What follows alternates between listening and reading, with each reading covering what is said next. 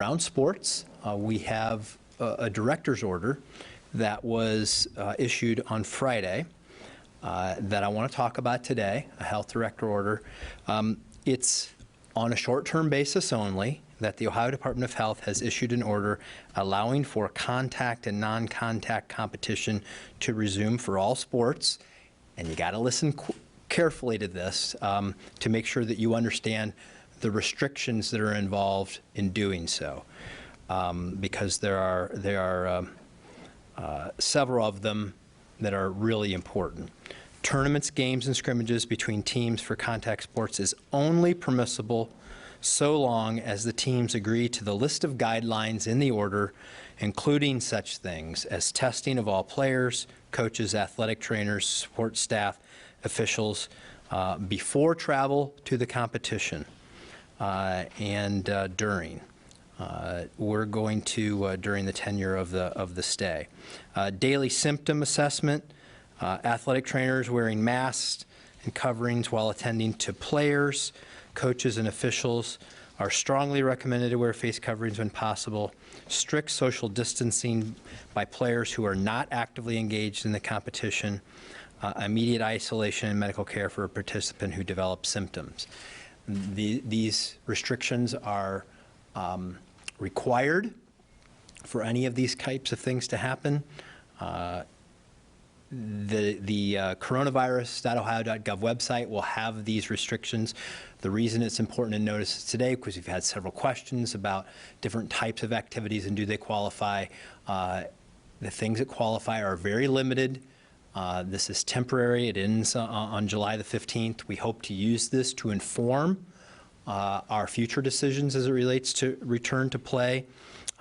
This is temporary. It will be evaluated once we have more information as this goes through July the 15th.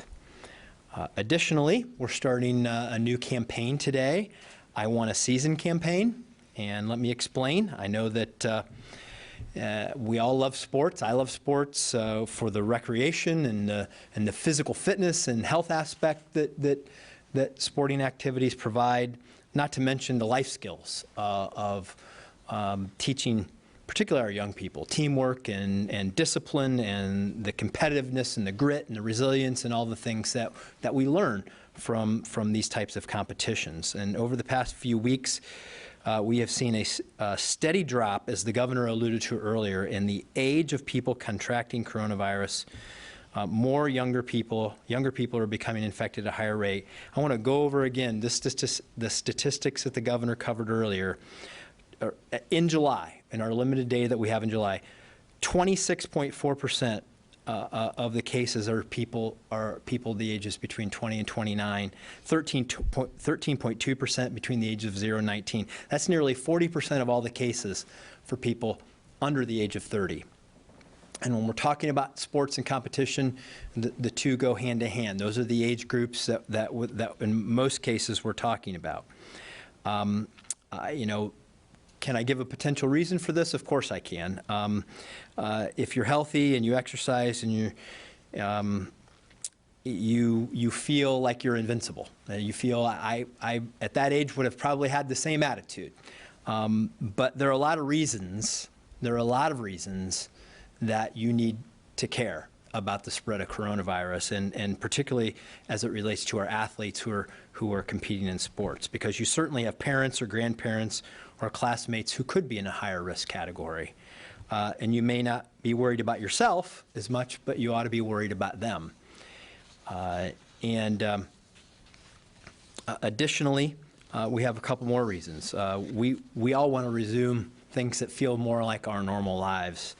And playing sports is certainly one of them. And but we have an opponent that we have to defeat along the way, and that's the coronavirus, and particularly the spread of the coronavirus. And just think about the fact that, you know, if you get it, you're going to be sidelined. You're going to potentially cause your teammates to be sidelined. If you're a sport that I love, like football, if you could be sidelined for weeks, that's going to cost you a lot. A lot of your season. And so if we want to all get back on the track or on the field or on the court, then all of us, particularly our athletes, need to help us slow the spread. And so we're launching the hashtag #IWantASeason campaign today.